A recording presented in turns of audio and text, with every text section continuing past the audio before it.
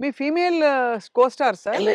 ఎవరు మీ ఫేవరెట్ మీతో పాటు? అంటే అప్పట్లో అప్పట్లో ఎవరున్నారండి? ఎవరు లేరు ఎవరు కదా! లేరు. మీ టైమ్‌లో యాక్చువల్లీ ఎక్కువ మంది లేరు. మేము చా ఎందుకంటే అంటే బ్రహ్మానందం గారికి కోవై సరళ గారున్నారు. అంతకుముందు ఓ టైమ్‌లో ఆ! శ్రీలక్ష్మి గారు వీళ్ళందరూ ఉండేవారు పాత కామెడియన్స్‌లు. ఏవండీ 'కోవై సరళ' నాతోనే స్టార్టు.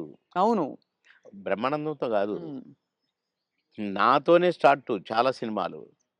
ఆ తర్వాత బ్రహ్మానందంతో కొన్ని సినిమాల్లో వేసింది. హ్మ్. కానీ నాతోనే ఎక్కువ సినిమాలు. హ్మ్. హ్మ్. మా ఇద్దరికి టగ్ ఆఫ్ వార్‌గా ఉండేది. అవును.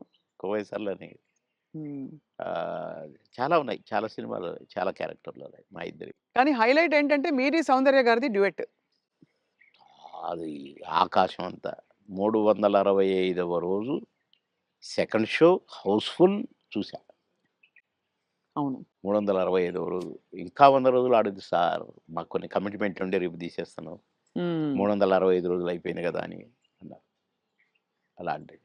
ఒక పాట ఒక కమెడియన్ జేస్తే 365 రోజులు ఆడటం అంటే చిన్న విషయం. అవును. అంతే గదా!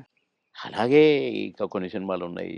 'సిల్క్ స్మిత్', 'బావలసయ్య' పాట గూడా పాటతో 100 రోజులు. అవును. 'బువ్వుంటే ఏమో కూరుంటే ఏమో' అని అడుక్కుంటే అది 100 రోజులు. పాటలతో 100 రోజులు ఆడిన సినిమాలంటే ఒక కమెడియన్‌గా అది నాకు గొప్ప గుర్తింపు, గొప్ గొప్ప ఒక గొప్ప విజయం. ఘనత అది ఘనత. అవును. ఘనతే. నా అదృష్టం అది. కానీ సార్ సాడ్ థింగ్ ఏంటంటే 'సిల్క్ స్మిత' గారు వెళ్ళిపోయారు.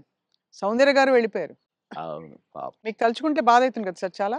చాలా. 'సిల్క్ స్మిత' గారు ఎలా ఉండేవారు సార్? చాలా చాలా క్లోజ్‌గా మంచి ఉండేవారు. వ్యక్తి అని అని అని అనేవారు. చాలా, చాలా, చాలా. ఆమె ఎవరిని కేర్ చేయదు. హ్మ్. ఎవరికీ నమస్కారం పెట్టదు. హ్మ్. కాలు మీద కాలేసుకొని కూర్చుంటది. హ్మ్. కూర్చొని కళ్ళద్దాలు మళ్ళీ. హ్మ్. అందరిని చూస్తుంటది ఇట్లా. నేనడిగిన, "బాస్ మీరు నల్ల కళ్ళద్దాలు పెట్టుకుంటారు. కాలు మీద కాలేస్తారు. అది ఎవరొచ్చినా తీయరు. హ్మ్. అంటే మీరు నిద్రపోతారా? లేక అబ్జర్వ్ చేస్తారా?" అని అడిగాను నేను. అయితే, "అది కాదు బాస్ ఫూల్స్ నన్ను చూస్తారు. ఇలా ఇలా చూస్తారు నన్ను. అందుకని నన్ను ఎవడు చూస్తున్నాడా అని గమనిస్తూ ఉంటా నేను కళ్ళద్దాలు పెట్టుకొని" అని చెప్పింది నాకు. మరి హీరోలొచ్చినా కూడా తీయవు గదా! అంటే ఎందుకు తీయాలా? హీరోలొస్తే? యాటిట్యూడ్ మంచి స్ట్రాంగ్. నాతో మాత్రం నన్ను చూడంగానే కాళ్ళు తీసేది. నన్ను చూడంగానే లేచి నిలబడేది. నేనెక్కడ కూర్చుంటే అక్కడికొచ్చి కూర్చునేది. హ్మ్. భలే లైక్ చేసేదండి నన్ను. హ్మ్. గ్రేట్. హ్మ్. Great artist. ఎందుకో సార్ గ్రేట్ మంచి మనుషులు తొందరగా వెళ్ళిపోతారనిపిస్తుంది వాళ్ళందరూ. అంతే. కదా! మంచోళ్ళు తొందరగా అయిపోతారు. కరెక్ట్. హ్మ్. మేము దుబాయ్ పోయినాం ఒక ఫంక్షన్‌కి. హ్మ్. నన్ను బాస్ అని పిలిచేది. హ్మ్. బాస్ మనం షాపింగ్‌కెళ్తున్నాం. నేనెందుకు బాస్ నువ్వు లిప్‌స్టిక్‌లయి కొనుక్కుంటావు. నేనేం కొనుక్కోను కదా! నాకొద్దు. నేను రానన్నా. అంటే లేదు నాతో నువ్వు రావాలి. నేను పర్మిషన్ తీసుకున్నా. అంటే పోయినాం. పోతే ఈమేమో కొనుక్కుంది. హ్మ్. ఓహ్! బ్లాక్ కళ్ళద్దాలు పెట్టుకొనొచ్చింది. హ్మ్. మేము దుబాయ్ పోయినాం ఒక ఫంక్షన్‌కి. హ్మ్. నన్ను బాస్ అని పిలిచేది. హ్మ్. బాస్ మనం షాపింగ్‌కెళ్తున్నాం. నేనెందుకు బాస్ నువ్వు లిప్‌స్టిక్‌లయి కొనుక్కుంటావు. నేనేం కొనుక్కోను కదా! నాకొద్దు. నేను రానన్నా. అంటే లేదు నాతో నువ్వు రావాలి. నేను పర్మిషన్ తీసుకున్నా. అంటే పోయినాం. పోతే ఈమేమో కొనుక్కుంది. హ్మ్. ఓహ్! బ్లాక్ కళ్ళద్దాలు పెట్టుకొనొచ్చింది బయటికి. నేనక్కడ అటు ఇటు కూర్చొని అది ఇది ఏదో బాస్ ఎలా ఉంది అంది. సూపర్ అన్నా. సూపరా? నిజంగా సూపరా? అయితే కొనేస్తున్నా. కొనేసేయి అన్నా. పోయింది. కొనేసా అనుకుంటూ వచ్చింది. ఇది మీరు పెట్టుకోండి బాస్ ఒకసారి అన్నది. పెట్టింది నాకు. ఓహ్! సూపర్ అన్నది ఇట్లా పెట్టి. అదేంటి బాస్ నాకు సూపర్ కాదు మీకు సూపర్ నాగా అన్నా. హ్మ్. చాలా బాగుంది. నేను అందుకే కొన్నాను నీకోసం. అన్నదండి. ఆ కళ్ళద్దాలు చనిపోయేదాకా దాచిపెట్టుకున్నాను. మంచిది. చాలా మంచిది. ఆ! అబ్బో! గ్రేట్. కానీ చాలా కష్టాలు, వివాదాలు, ఇక అయి పరిస్థితులు. వచ్చినాయిలెండి.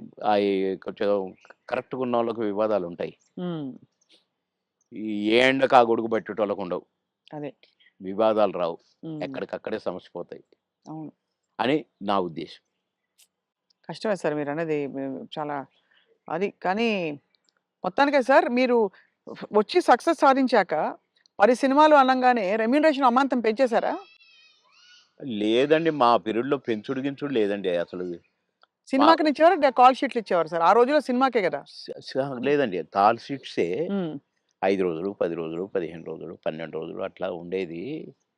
ఇక కొన్ని మధ్యలో చిలక్కొట్టుడు క్యారెక్టర్‌లు కొన్ని ఉండేది. 1 డే, 2 డేసు అయ్యి డే పర్ డే ఇంతని మొదలైనయి. హ్మ్. మేము ఏనాడు నేను గాని, నా తోటి వాళ్ళు గాని ఇంత తీసుకుంటా, ఇంతిస్తేనే వస్తా అని మేమెప్పుడు అనలేదండి. హ్మ్. నా రేట్ ఇంత అని నేనెప్పుడు అనలేదండి. ఇప్పుడు హుహు. 'మాయలోడు' అంత పెద్ద హిట్ అయిన సాంగ్ అవును. ఆ మరుసటి సినిమాలోనే వితిన్ ఓ బో 'చిరంజీవి' గారు గూడా నన్ను పిలిచి "సినిమా సూపర్ హిట్ అట. నీ పాటతో హిట్ అట బాబు" అని తెలుసా అంటే, నాకు తెలీదన్నా" అన్నా. నేను ఆయన షూటింగ్‌లో ఉన్నారు. హ్మ్. రిలీజ్ అయ్యారు. నేనసలు పెద్దగా నేనేదో అయిపోయానని నాకు ఫీలింగే లేదు. సత్యనారాయణ గారి పక్కన ఏదో పాట కామెడీ అప్పటికప్పుడే సాంగ్ క్రియేట్ అయిపోయింది నాకు. హ్మ్. పెడితే నేను మామూలుగానే పోయినా చేసినా వచ్చినా. అంతే తప్ప నేను పాటలకు నేనిప్పుడు సెపరేట్ ఇంత తీసుకున్నా నేను పెట్టమన్నారు నన్ను కొంతమందైతే. హ్మ్. నేను సినిమాకి ఏం తీసుకోండి మీరేమిస్తే అదే అనేదండి. ఆ ఆ ఆ రోజుల్లో ఆ వాల్యూస్ ఉండేవి గదా! వాల్యూస్ మన ఉండేవి. ప్రొడ్యూసర్స్‌గా గూడా ఆ గౌరవం ఇచ్చేవాళ్ళు. అక్కడ గౌరవమే ముఖ్యం తప్ప డైరెక్టర్ల ముందు గాని, ప్రొడ్యూసర్ల ముందు గాని మాకిచ్చే గౌరవమే మా పారితోషికం అనుకునేది. అంతే తప్ప ఏసేద్దాము, పెంచుదాము, లక్షలకు అని మేమెప్పుడూ ఊహించలేదండి. అవును. ఏమిస్తే తీసుకునేది. కొందరు డబ్బింగ్ జెప్పి బయటకొచ్చినాక, "క్షమించాలి సార్ మీకు బ్యాలెన్స్ ఇవ్వలేకపోతున్నా" అంటే, ఓకే. ఓకే. తర్వాత చూద్దాం అనుకుంటే ఎళ్ళిపోయేది. అంటే అడిగేది గాదు. ఆ! మాకిచ్చిన చెక్కులు బౌన్స్ అయినయి ఎన్ని, నుంచి విజయవాడ, గుంటూరు దాకా కట్టొచ్చు తోరణాలు. ఆహా! అన్ని చెక్కులు బౌన్స్ అయినాయి మాయి. మేమెప్పుడు మీ చెక్ బౌన్స్ అయిందనలే. ఒకతనయితే నిన్ననే డబ్బింగ్ జెప్పించాడు. డబ్బులడిగితే సార్ నేను మా భార్య పుస్తకంలో ఆడ బెట్టి, నేను డబ్బులు తెచ్చి సినిమా కంప్లీట్ చేస్తున్నా సార్, రిలీజ్ చేస్తున్నా సార్. ఏం జేయాలి సార్? బిజినెస్ కాలేదు సార్ అంటే, వద్దొద్దు. మీరేం ఫీల్ గాకండి అని ఎళ్ళిపోయాను నేను. హ్మ్. పొద్దున్నే వచ్చి ఇంట్లో ఉన్నాడట. మీకోసం ఎవరో వచ్చిండ్రు రోజు. ఎవరంటే ఎవరో ప్రొడ్యూసర్ అట. ఏంటండి అనంటే, సార్ క్షమించాలి. మీరు నాకు డేట్స్ ఇయ్యాలి సార్. అదేంటి నిన్ననేగా డబ్బింగ్ అయిపోయింది అంటే, ఒక ఆఫర్ వచ్చింది సార్ నాకు. అందుకే మీరు మీ డేట్లు కావాలి నాకు. ఆ రోజులు ఇయ్యండి సార్ చాలు.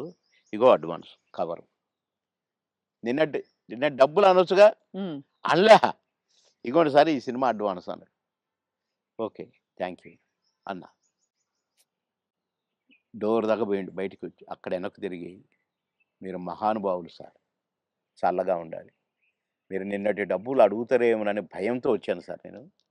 అడిగితే ఏదో ఒకటి చెప్పుదాం అనుకున్నా సార్. కానీ అసలు మీరు ఆ టాపికే ఎత్తలేదు. మీరు మహానుభావులు సార్ అన్నాడు. ఈ ముక్క చాలయ్య నాకు. డబ్బులు గాదు. నువ్వు మళ్ళా సినిమా తీస్తానని వచ్చావు చూసావు. హ్మ్. నువ్వు ఒక మనిషి ఒక సినిమా తీస్తే రోజుకు 200, 300 మంది బతుకుతారండి. అవును. అంతే గదా! ఇప్పుడు ఒక 100, 200 మంది జూనియర్ ఆర్టిస్టులు బతుకుతారు. ఇక్కడ ఈ సినిమాకు సంబంధించిన నటులు, వాళ్ళ అసిస్టెంట్లు, వాళ్ళ మేకప్ మ్యాన్‌లు బతుకుతారు. హ్మ్. డాన్సర్లు, డాన్స్ మాస్టర్‌లు బతుకుతారు. ఫైటర్లు, ఫైట్ మాస్టర్‌లు బతుకుతారు. ఇప్పుడు ప్రొడక్షన్ డిపార్ట్‌మెంటు, అటు డైరెక్షన్ డిపార్ట్‌మెంటు ఇంతమంది 24 క్రాఫ్ట్స్ మీరు అన్నం పెడతారండి నెల, 2 నెలలు. మీలాంటి వాళ్ళు ప్రొడ్యూసర్‌లు అవుతూ ఉండాలి. సినిమాలు తీస్తూనే ఉండాలి. అందుకనే నేను మీరు అడ్వాన్స్ అనంగానే తీసుకున్నాను అన్నా. అట్లా ఇండస్ట్రీ బతకాలని ఆలోచించాలండి.